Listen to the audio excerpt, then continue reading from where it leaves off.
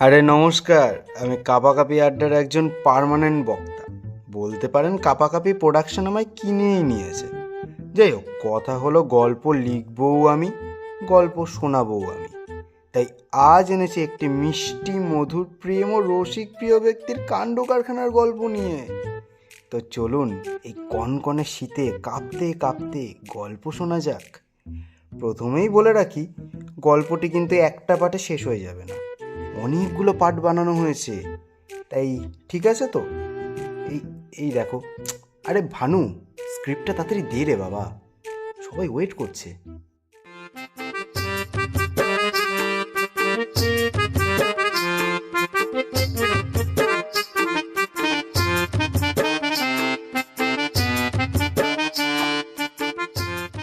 তো দেখো বন্ধুরা, আজকের গল্পের নাম কিন্তু হ্যান্ডেলদা।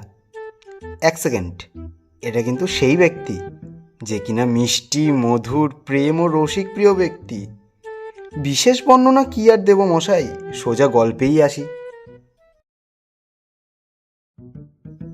সালটা 1973। খগেনবাবুর স্ত্রী যামিনী দেবীর গর্ভে জন্মগ্রহণ করেন রমেন বৈদ্য, মানে আমাদের সকলের প্রিয় হ্যান্ডেলদা।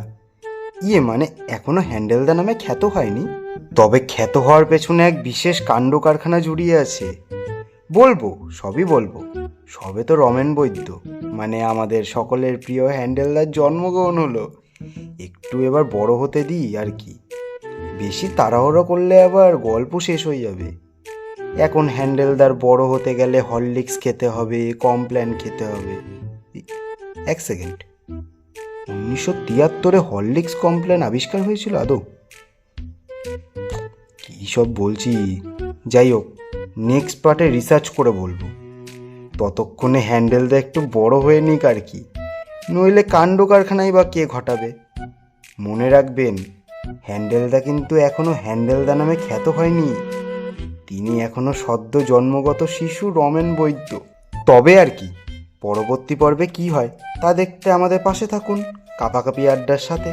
তো ধন্যবাদ, খুব তাড়াতাড়ি আবার পার্ট 2 এর সাথে আপনাদের সাথে দেখা হচ্ছে। আর আজকের গল্পটি কেমন লাগলো অবশ্যই কমেন্ট সেকশনে জানাবেন, এবং কি কি ঘটনা আজকে আপনাদের ভালো লেগেছে, এই যে গল্পটা আমরা বললাম, এই গল্পটা কেমন লেগেছে সেটা জানাতে কিন্তু একদম ভুলবেন না। আর পাশে থাকেন, সাপোর্ট করেন, আরও ভালো ভালো গল্প আসছে, শুধু হ্যান্ডেলদাই নয়, আরও ভ্যারাইটিস গল্প আমরা রেডি করছি। তো দেখা হচ্ছে খুব তাড়াতাড়ি আপনাদের সাথে পার্ট 2 নিয়ে, এবং এইটারই অনেকগুলো পার্ট আসবে, কারণ হ্যান্ডেলদা গল্পটা অনেকটা বড় হবে। এবং যদি বোর হয়ে যান গল্পটার থেকে, তাহলে বলবেন, আমরা রুচি পাল্টানোর জন্য অন্য কিছু গল্প আনবই, আমাদের স্টকে প্রচুর গল্প আছে। তো দেখা হচ্ছে খুব তাড়াতাড়ি নেক্সট পার্টের সাথে। বাই।